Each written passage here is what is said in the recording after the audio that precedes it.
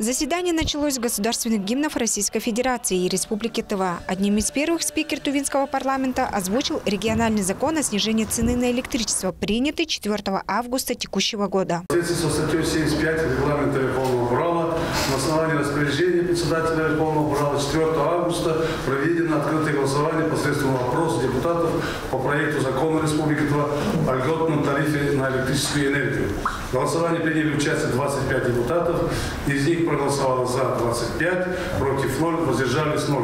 Итогом голосования закон был принят и подписан.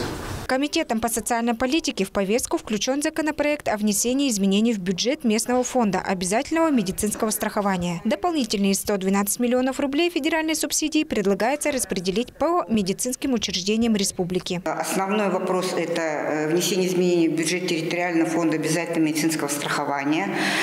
Там было добавлено 112 миллионов федеральных субсидий, и эти деньги были распределены для организации работы медицинских учреждений, в особенности по борьбе с ковидной инфекцией. В республиканском проекте закона о занятости населения предлагается закрепить изменения и новшества федерального законодательства. Проектом расширены и уточнены полномочия органов государственной власти субъектов России и органов местного самоуправления в области содействия и занятости населения. В том числе в части регионального контроля и надзора за приемом на работу инвалидов в пределах установленной квоты.